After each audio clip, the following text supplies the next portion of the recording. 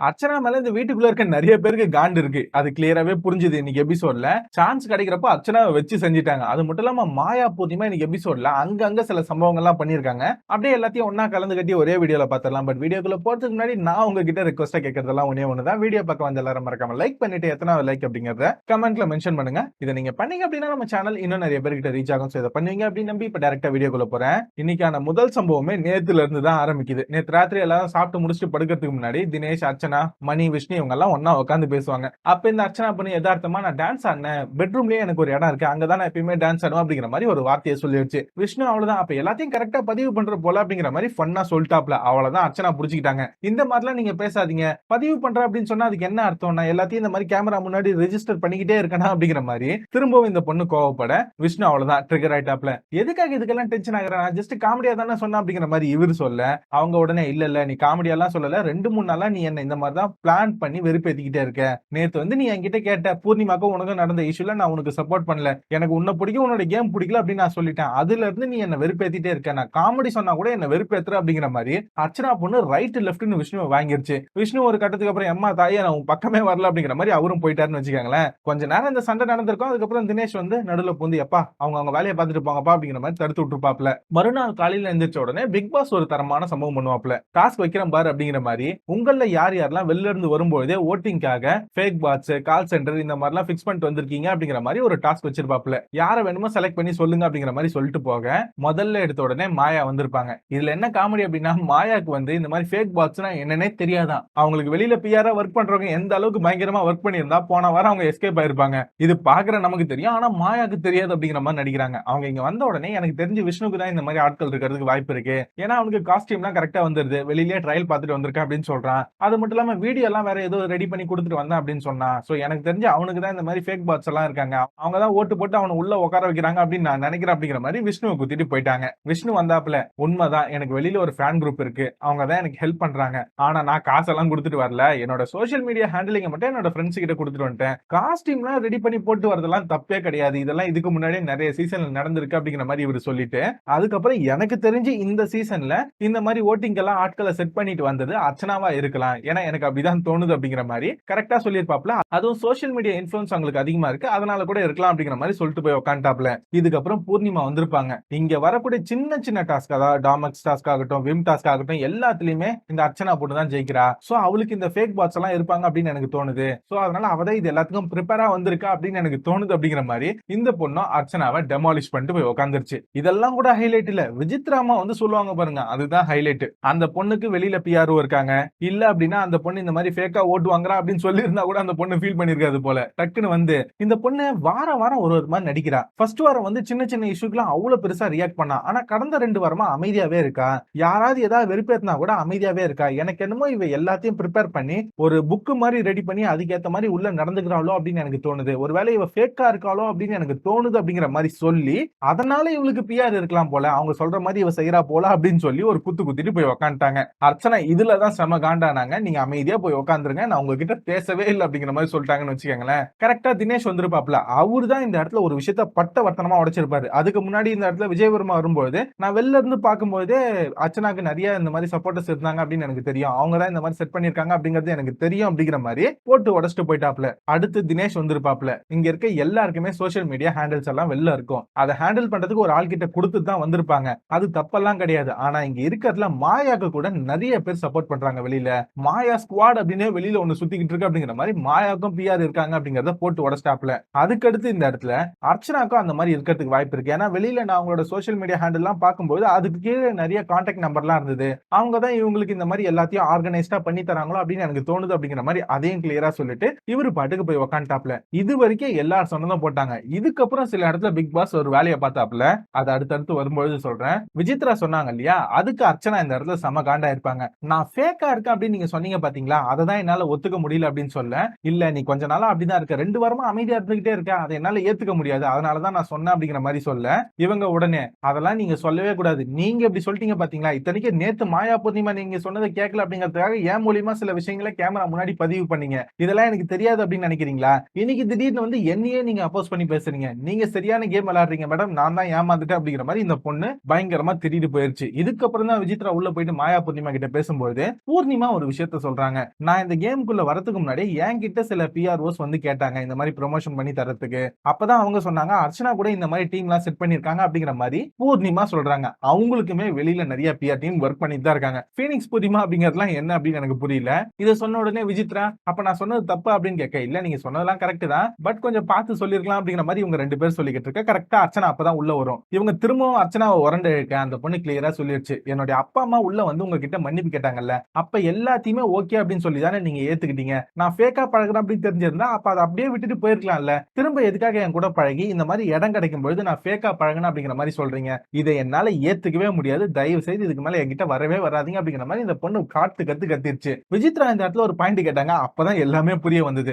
ஆரம்பத்துல சின்ன சின்ன விஷயத்துக்குலாம் நீ ஓவரா ரியாக்ட் ஆன. ஆனா இப்ப எதுக்காக நீ அமைதியா இருக்க? 2 வாரமா உன்னை எல்லாருமே வெறுப்பேத்துறாங்க. அதாவது தினேஷ் ஒரு இடத்துல இவங்களை வெறுப்பேத்தி இருப்பாரு நேத்து. அது இவங்களுக்கு அப்புறம் சால்வ் ஆயிடுச்சுன்னு வச்சுக்கோங்களேன். அதுக்காக அர்ச்சனா எதுக்காக தினேஷ் கூட சண்டை போடல அப்படிங்கறத இந்த இடத்துல இவங்க கேட்க, அர்ச்சனா பொண்ணு வெட்டு 1 துண்டு 2ன்னு சொல்லிருச்சு. என்னோட சண்டைக்குள்ள நான் எப்படி ரியாக்ட் பண்ணணும் அப்படின்னு நீங்க சொல்லவே சொல்லாதீங்க. அதை சொல்றதுக்கு நீங்க யார் அப்படிங்கிற மாதிரி சொல்ல விசித்ரா காண்டாயிட்டாங்க. அப்ப எதுக்காக ஆரம்பத்துல மட்டும் எல்லாத்துக்கும் நீ இந்த மாதிரி சண்டை போட்டுட்டே இருந்த அப்படின்னு கேட்க, மேம் அது ஆரம்பத்துல, இப்ப இன்னும் 2 வாரம் தான் இருக்கு. 2 வாரம் நான் எல்லாரும் கூடயும் நல்லபடியா இருந்துட்டு போனோம் அப்படின்னு நினைக்கிறேன். அதுல என்ன தப்பு அப்படிங்கிற மாதிரி இந்த பொண்ணு கேட்க, இவங்க உடனே அப்ப ஏன் நீ ஆரம்பத்துல அப்படி இருந்த அப்படிங்கிற மாதிரி அதே கேள்வியே கேட்க, இதுக்கு மேல உங்களை பத்தி எனக்கு தெரிஞ்சிருச்சு, ஆளை விடுங்க அப்படிங்கிற மாதிரி இந்த பொண்ணு போயிருச்சு. அதுக்கப்புறம் கொஞ்ச நேரம் அழுதுட்டே இருந்திருக்கும். பட் அது எபிசோட்ல கட் பண்ணிட்டாங்க. இதுக்கு பேரலா அந்த பக்கம் விஷ்ணு கிட்ட தினேஷ் ஒரு விஷயத்த சொல்லியிருப்பாப்ல, இந்த மாதிரி விஷயம் உள்ள பேசப்படணும்ப்பா, அதுதான் ரைட். இன்ஃபேக்ட் மாயாக்கெல்லாம் வெளியில பயங்கரமான பிஆர் ஸ்குவாட் இருக்கு, நிறைய பேர் அவங்களுக்காக ஒர்க் பண்றாங்க, ஒரு பெரிய டீமே இருக்கு, அர்ச்சனாக்கு மட்டும் இல்ல மாயாக்கும் இருக்கு அப்படிங்கிற மாதிரி ஒரு 2 நிமிஷத்துக்கு பேசியிருப்பாப்ல விஷ்ணு கிட்ட. விஷ்ணு காண்டா இருப்பாப்ல. அப்புறம் எதுக்காக இங்க வந்து அவன் நடிக்கிறா எதுவுமே தெரியாத மாதிரி, அவளுக்கு என்னமோ இந்த பாட்ஸ்னா என்னன்னு தெரியாதான், நான் தான் அதெல்லாம் வச்சிருக்கேன் அப்படிங்கிற மாதிரி என்ன மட்டும் டார்கெட் பண்ணி சொல்றான், அவன் நடிக்கிறா அப்படிங்கிற மாதிரி விஷ்ணு சொல்லியிருப்பாப்ல. ஆனா மாயாவை பத்தி இவங்க பேசின எல்லாத்தையுமே இந்த இடத்துல எடிட் பண்ணிருப்பாங்க. ஆனா அர்ச்சனாக்கு பிஆர் இருக்கு அப்படிங்கிற மாதிரி பூர்ணிமா பேசினதை மட்டும் அப்படியே போட்டிருப்பாங்க. இது எந்த வகையில நியாயம் அப்படின்னு தெரியல. ஒண்ணு போடுறதுன்னா எல்லார பத்தி எல்லாரும் சொன்னதை போடணும். பிக் பாஸ் டீமே லைட்டா காண்ட்ல தான் இருக்காங்க. ஏன்னா மாயாவுக்கு டிராஃபி கொடுக்க முடியாது அப்படின்னு தெரிஞ்சிருச்சு இல்லையா? சோ அதனால இதுக்கப்புறம் இந்த இடத்துல கொஞ்ச நேரத்துக்கு அப்புறம் மாயா பூர்ணிமா எல்லாம் மேக்கப் ரூம்ல உட்காந்து இந்த காசை எடுக்கலாமா வேணாமா அப்படின்னு யோசிச்சுட்டு இருப்பாங்க. சும்மா வெறுங்கையோட எலிமினேட் ஆகி போறதுக்கு இந்த காசை எடுக்கலாமா வேணாமா அப்படிங்கிற மாதிரி உங்களுக்குள்ள ஒரு டிஸ்கஷன் வந்திருக்கும். அதுக்கப்புறம் பிக் பாஸ் திரும்பவும் ஒரு ஃபேன் ஜோன் கொஸ்டினை வச்சு ஃபேன்ஸ் எல்லாருமே அர்ச்சனாக்கு ரெட் கார்பெட் மூலியமா தான் உபசரிக்கணும் அப்படிங்கிற மாதிரி சொல்லியிருக்காங்க அப்படின்னு சொல்ல, இதுல பாதி ஹவுஸ்மேட் காலி. சோ அப்பனா இவங்களுக்கு வெளியில ஓரளவுக்கு உண்மையாவே ஆடியன்ஸ் ஃபாலோ அப் இருக்கு அப்படிங்கிறது புரிஞ்சிருச்சு. உடனே மாயா பூர்ணிமாலாம் கால்ல விழுந்துட்டாங்கன்னு வச்சுக்கோங்களேன். அப்புறம் அந்த ரெட் கார்பெட் எடுத்து கால்ல கட்டி விட்டாங்க. எனக்கு இந்த இடத்துல ஒண்ணு புரியல. ரெட் கார்பெட் அப்படின்னா அது ஒரு 10 மீட்டராவது இருக்கணும். இது என்னமோ 2 கர்ச்சீஃப் துணி மாதிரி கொடுத்தாங்க. உண்மையிலே மாயா பூர்ணிமா அததான் சொன்னாங்க. அதை எடுத்து கால்லயே கட்டி விட்டாங்க. அது ஒரு மீட்டரே எனக்கு தெரிஞ்சு 170 ரூபாய் என்னமோ வரும் அப்படின்னு நினைக்கிறேன். மொத்தமா ஒரு 1000 ரூபாய் செலவு பண்ணா போதும். ஒரு 10 மீட்டர் 20 மீட்டர் வாங்கி அதை போட்டு விட்டு நடக்க வச்சிருந்திருக்கலாம். 2 கர்ச்சீஃப் துணி எங்கேயோ 10 ரூபாய் 20 ரூபாய் வாங்கிட்டு வந்தாங்க போல. அதை இந்த இடத்துல கட்டி விட்டு கொஞ்ச நேரம் ஆடிட்டு இருந்தாங்க. அதுக்கப்புறம் இவங்க வச்சாங்க இல்லையா அந்த மணி பாக்ஸ், அதை வந்து இப்ப 12 லட்சம் ரூபாய்க்கு இன்க்ரீஸ் பண்ணாங்க. பட் அது யாரும் பெருசா கண்டுக்கலன்னு வச்சுக்கோங்களேன். எல்லாரும் சைலண்டா போய் உட்காந்துட்டாங்க. இப்பதான் இந்த இடத்துல மாயா வந்து அர்ச்சனாவை சமாதானப்படுத்துற மாதிரி வருவாங்க. பின்னாடி ஃபுல்லா அர்ச்சனாவை கிழி கீச்சு விட்டு இப்ப திரும்ப வந்து சமாதானப்படுத்துறாங்க. விசித்ரா வந்து உங்ககிட்ட தப்பாலாம் பேசல, ஆக்சுவலி அவங்க உன் நல்லதுக்கு தான் சொன்னாங்க அப்படிங்கிற மாதிரிலாம் சொல்லிக்கிட்டு இருக்க. இல்ல அவங்க ரொம்ப நடிக்கிறாங்க, நான் ஃபேக்கா பழகுறேன் அப்படின்னு சொன்னாங்க அப்படின்னா எதுக்காக அவங்க அந்த மாதிரி என்கிட்ட பழகி இருக்கணும், விட்டு போக வேண்டியதானே. இன்ஃபேக்ட் அவங்க தான் அந்த மாதிரி பழகுறாங்க. தினேஷை பத்திலாம் ரொம்ப தப்பு தப்பா அவங்க பேசினாங்க. நீங்க கமல் சார் சொல்லி அவங்க அப்படிதான் பேசுவோம் அப்படின்னு சொல்லி ரூம்ல உட்காந்து பேசினாங்க. கேமரா முன்னாடி பதிவு பண்ணுவாங்க. அவர் வந்து ஒரு நார்சிஸ்டிக் பர்சனாலிட்டி அப்படின்னு சொல்றதுக்கு இவங்களுக்கு எந்த அளவுக்கு உரிமை இருக்கு அப்படிங்கிற லெவலுக்கு இந்த பொண்ணு பேசிச்சு. பட் அது எல்லாத்தையும் கட் பண்ணிட்டாங்க. இருந்தாலும் மாயா இந்த இடத்துல அவங்க அப்படிதான், ஆனாலும் அவங்களுக்கு உன் மேல உண்மையான பாசம் இருக்கு, அதை நீ ஒத்துக்கிட்டு தான் ஆகணும் அப்படின்னு சொல்லி சமாதானப்படுத்த, இல்லைங்க அவங்களை எனக்கு பிடிக்கும் தான், இருந்தாலும் இந்த விஷயத்துல நான் அவங்க மேல ஹர்ட் ஆயிட்டேன், அதனால என்ன விடுங்க அப்படிங்கிற மாதிரி கொஞ்சம் அமைதியா உட்காந்துருச்சு. இந்த பக்கம் விஜித்ரா வந்து தினேஷ் விஷ்ணு கூட எல்லாம் உட்காந்து பேசும்போது அவன் என் மேல செம்ம காண்ட்ல இருக்காடா, ஒருவேளை அவரோட ஃபேன்ஸ் எல்லாம் இந்த வாரம் என்ன எலிமினேட் பண்ணி வெளில அனுப்பிச்சிருவாங்களா அப்படின்னு சொல்ல, தினேஷ் விஷ்ணு மேம் உங்களை யாரு மேம் அந்த புக்கு மாதிரிலாம் ரெடி பண்ணிட்டு வந்தா அப்படின்னு சொல்ல சொன்னது, இந்த வாரம் நீங்க போறது கன்ஃபார்ம் மேம், போறதுதான் போறீங்க, இந்த காசை எடுத்துட்டு போங்க அப்படிங்கிற மாதிரி சொல்ல, இவங்க இந்த இடத்துல சிரிச்சிட்டு இருந்தாங்க. அட பாவீங்களா எப்ப போவோம் அப்படின்னு வெயிட் பண்றீங்களா அப்படிங்கிற மாதிரி இவங்களும் கொஞ்சம் ஃபன்னா பேச, அதுக்கப்புறம் தினேஷ் சொல்லியிருப்பாப்ல, இல்ல மேம் நீங்க காசு எடுக்க மாட்டீங்க அப்படின்னு நான் பெட் கட்டினேன், ஆனா நீங்க காசு எடுப்பீங்க அப்படிங்கிற மாதிரி விஷ்ணு சொன்னா, இந்த மாதிரி எங்களுக்குள்ள ஒரு சின்ன பெட்டிங்லாம் இருந்தது அப்படிங்கிற மாதிரி சொல்லி கொஞ்சம் ஃபன்னா போயிட்டு இருந்தது. அதுக்கப்புறம் திரும்பவும் மாயா பூர்ணிமா பெட்ல படுத்துக்கிட்டு காசு எடுக்கலாமா அப்படின்னு பேசிட்டு இருக்காங்க. எஸ்பெஷலி மாயா, இல்ல அந்த ரெட் கார்பெட் மேட்டர் வந்ததுக்கு அப்புறம் அவ தான் வின்னர் அப்படின்னு எனக்கு தெரிஞ்சு போச்சு, இதுக்கு மேல நான் வெறுங்கையோட போறதுக்கு இந்த காசை எடுத்துட்டு போறேன் அப்படின்னு சொல்ல, பூர்ணிமா உடனே அங்க அப்படிலாம் இருக்காதீங்க, நீங்க உள்ளதா இருக்கணும், நான் தான் காசு எடுப்பேன் அப்படிங்கிற மாதிரி இவங்க ஒரு பக்கம் பேசிக்கிட்டு இருக்க, கருமு யாராவது ஒருத்தர காசை எடுத்து தொலைங்க அப்படிங்கிற மாதிரி தான் நமக்கு தோணுச்சு. அதுக்கப்புறம் பிக் பாஸ் முடிவு பண்ணிட்டாப்ல, இதுக்கு மேல இவங்களை உட்கார வச்சா வேலைக்கு ஆகாது, ஏதாவது ஒரு சின்ன டாஸ்காவது வைக்கலாம் அப்படிங்கிற மாதிரி உலகமாக ஒரு கேம் கேம் நடந்தாப்ல, ஸ்னேக் அண்ட் லேடர் பரமபதம். சோ இதுக்காக 2 டீமா பிரிஞ்சுக்கங்க அப்படின்னு சொல்ல தினேஷ் ஒரு டீமும் விசித்ரா ஒரு டீமும் எடுத்திருப்பாங்க. அதுக்கப்புறம் இந்த கேம் நடந்திருக்கும். விசித்ராவோட டீம் வின் பண்ணிருப்பாங்க. அப்புறம் அர்ச்சனாவோட கால்ல கட்டியிருந்தாங்க இல்லையா, இதுக்கு மேல அதெல்லாம் கட்ட தேவையில்ல அப்படின்னு சொல்லி அந்த ரெட் கார்பெட்டி எடுத்து விட்டாரு பிக் பாஸ். இதுக்கப்புறம் திரும்பவும் மாயா பூர்ணிமாவும் ஒரு ஓரமா உட்காந்து இந்த பணத்தை எடுத்துடலாம் அப்படிங்கிற மாதிரி பேசிட்டு இருக்காங்க. எஸ்பெஷலி மாயா, இங்க பாருங்க, ஒழுங்கா நீங்க இந்த பணத்தை எடுக்கிறீங்களா சொல்லுங்க, இல்ல அப்படின்னா நான் எடுத்துட்டு போறேன். ஏன்னா இதுக்கப்புறம் 15 லட்சம் வந்துருச்சு அப்படின்னா கண்டிப்பா மணி பையன் எடுத்துருவான். ஏன்னா விஷ்ணு எல்லாத்தையும் சொல்லி கொடுத்துட்டு இருப்பான். அதனால நாம அதை விட்டே கொடுக்க கூடாது. இப்ப நீங்க எடுக்கல அப்படின்னா கண்டிப்பா நான் எடுத்துருவேன், பார்த்து சொல்லுங்க அப்படிங்கிற மாதிரி இவங்க 2 பேரும் டிஸ்கஸ் பண்ணிக்கிட்டு இருக்காங்க. ஏன்னா ரன்னர் அப் ஆனா கூட இவ்வளவு காசு கிடைக்காது அப்படிங்கிற மாதிரி மாயா சொல்ல, பூர்ணிமா உடனே அப்ப நான் எடுத்துட்டா என்ன பண்ணீங்க அப்படின்னு கேட்க, ஒருவேளை நீங்க காசு எடுத்துட்டு போயிட்டீங்க அப்படின்னா நான் வந்து ரன்னர் அப் ஆகிறதுக்கு ட்ரை பண்ணுவேன் அப்படிங்கிற மாதிரி சொல்லிட்டு இருக்காங்க. அந்த அளவுக்கு இவங்களுக்கு நம்பிக்கை இருக்கு போல. ஓட்டிங்ல லீஸ்டா இருக்காங்க, இதுல ரன்னர் அப் வேற கேக்குது இவங்களுக்கு. உடனே மாயா இந்த இடத்துல இன்னொரு விஷயமும் சொல்லுவாங்க. ஏங்க அர்ச்சனா பொண்ணு கூட உங்களுக்கு வந்து விஷ்ணு பிடிக்குது அப்படின்னு தான் நினைச்சிட்டு இருக்கா, என்கிட்ட மத்தியானம் சொன்னா அப்படின்னு சொல்ல, உண்மையாவே அவர் எனக்கு பிடிக்குங்க, ஆனா நான் லவ் பண்ணலங்க அப்படிங்கிற மாதிரி இந்த இடத்துலயும் பூர்ணிமா திரும்பவும் ஒரு உருட்டு உருட்டுனாங்க. பட் இதுக்கு மேல அவருக்கு எனக்கு எந்த சம்பந்தமும் இல்ல அப்படிங்கிற மாதிரி சொல்லிட்டாங்கன்னு வச்சுக்கோங்களேன். இவங்களுக்கு தேவைன்னா அவர் யூஸ் பண்ணிப்பாங்க, இல்ல அப்படின்னா தூக்கி போட்டுருவாங்க.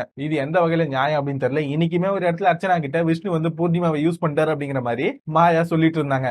டெய்லி இது எப்படியாவது பதிவு பண்ணிருந்தோம். ஆனா இவங்க எல்லாம் என்ன நினைக்கிறாங்க அப்படின்னா, இதுதான் இவங்க பண்ண பெரிய தப்பு, அதனால இது எப்படியாவது சால்வ் பண்ணிருந்தோம் அப்படின்னு நினைக்கிறாங்க. ஆனா இவங்க பண்ண பெரிய தப்பு அந்த ரெட் கார்டு, அதை இவங்க மறந்துட்டாங்க போல. மேபி வெளில வந்தா ஞாபகம் வந்துரும். அப்புறம் லாஸ்டா தூங்குறதுக்கு முன்னாடி மணிய விஷ்ணு ஒரு விஷயம் பேசிட்டு இருப்பாங்க. விஷ்ணு கேப்பாப்ல, உனக்கு தெரிஞ்சு யாருப்பா ஃபைனல் 3ல வருவா அப்படின்னு கேட்க, அர்ச்சனா, தினேஷ், மாயா இருக்கிறதுக்கு வாய்ப்பு இருக்கு அப்படிங்கிற மாதிரி இவரும் சொல்லுவாப்ல. சோ இதோட தான் இன்னைக்கு எபிசோட் முடிஞ்சிருக்கு. அது மட்டும் இல்லாம இன்னொரு இன்ஃபர்மேஷன், பூர்ணிமா வந்து 16 லட்சத்தோட வெளில போயிட்டாங்க அப்படிங்கிற மாதிரி ஒரு நியூஸ் வேகமா ஸ்ப்ரெட் ஆகிட்டு இருக்கு. பட் இன்னும் எபிசோட்ல காமிக்கல. எனக்கு தெரிஞ்ச மாயா சொல்றதெல்லாம் வச்சு பார்த்தோம் அப்படின்னா பூர்ணிமா எடுக்கிறதுக்கு தான் அதிகமான வாய்ப்பு இருக்கு. மேபி அது நாளைக்கு எபிசோட்ல வந்துரும் அப்படின்னு நினைக்கிறேன். சோ இப்போ எனக்கு தெரிஞ்ச ஒரு விஷயத்த சொல்லிடுறேன். இந்த பிஆர் டீம் அர்ச்சனாக்கு இருக்கு அப்படிங்கிற மாதிரி ப்ரோமோட் பண்றாங்க பாத்தீங்களா, அதாவது அவங்க ஜெயிச்சா கூட அது நியாயமா ஜெயிக்கல அப்படிங்கிற மாதிரி அவங்களே நினைக்கணும் அப்படிங்கிற மாதிரி சொல்றாங்க. ஆக்சுவலா உங்களுக்கு பிஆர் டீமே இல்லனாலும் மக்கள் அவங்களுக்கு தான் இந்த கேமை பொறுத்த அளவுக்கு சப்போர்ட் பண்ணிருப்பாங்க. ஏன்னா பிரதீப்போட இஷ்யூவை ஹேண்டில் பண்ணதுனால மக்கள் அதுலயே பாதி பேர் அவங்களுக்கு ஓட்டு போட ஆரம்பிச்சிட்டாங்க. பிஆர் டீம் அதை பூஸ்ட் பண்ணி விட்டாங்க. அவங்களுக்கு பிஆர் டீம் இல்ல அப்படின்லாம் சொல்லல. பிஆர் டீம் இருந்திருந்தாலுமே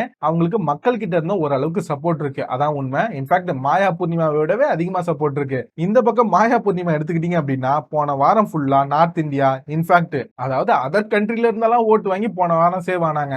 அவங்களோட பிஆர் டீம் தான் இந்த வேலையை தெளிவா பார்த்துட்டு இருக்காங்க. மாயாக்கு இந்த இடத்துல கமல் சாரே நிறைய இடத்துல சப்போர்ட் பண்றாரு. அதெல்லாம் பிஆர் டீம்ல வருமா இல்ல என்ன அப்படின்னு எனக்கு புரியல. இந்த அளவுக்கு சப்போர்ட்டிங் சிஸ்டமோட இந்த கேம்ல விளையாடிக்கிட்டு இருக்க மாயாவை பத்தி யாரும் சொல்ல மாட்டாங்க. ஆனா அர்ச்சனாக்கு பிஆர் டீம் இருக்கு அப்படிங்கிற மாதிரி ப்ரோமோட் பண்ணிட்டு இருக்காங்க. இன்ஃபேக்ட் இன்னைக்கு வந்து விசித்ராவே அவங்களுக்கு பிஆர் டீம் இருக்கு அப்படிங்கறத உள்ள ஒத்துக்கிட்டாங்க. பூர்ணிமாவும் ஒத்துக்கிட்டாங்க. அதான் ஹைலைட். எல்லாருமே இன்னைக்கு ஒத்துக்கிட்டாங்கன்னு வச்சுக்கோங்களேன். இதுல வேற சில பேர் கமெண்ட்ஸ்ல நான் வந்து அர்ச்சனாக்கு பிஆர் அப்படிங்கிற மாதிரி சொல்லிட்டு இருக்காங்க. நம்ம சேனலோட டிஸ்கிரிப்ஷன்ல கான்டாக்ட் நம்பரே இருக்காதுங்க. யாருமே நம்மள கான்டாக்டும் பண்ண முடியாது. இன்னொன்னு நம்ம சேனல் ஆரம்பிச்சதே இந்த சீசன்ல தான். மேபி நம்ம சேனல் இருக்கிறது இப்ப வேணா ஒரு 10 பேருக்கு தெரிஞ்சிருக்கலாம். சோ அதனால யாரும் கான்டாக்ட்லாம் பண்ணவும் முடியாது நம்மள.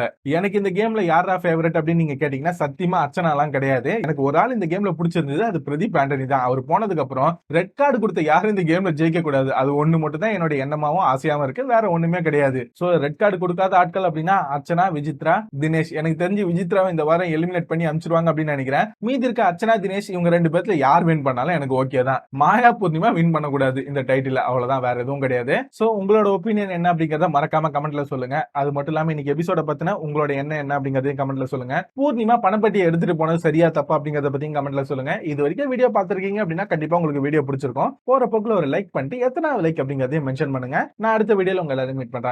Bye bye, thank you guys.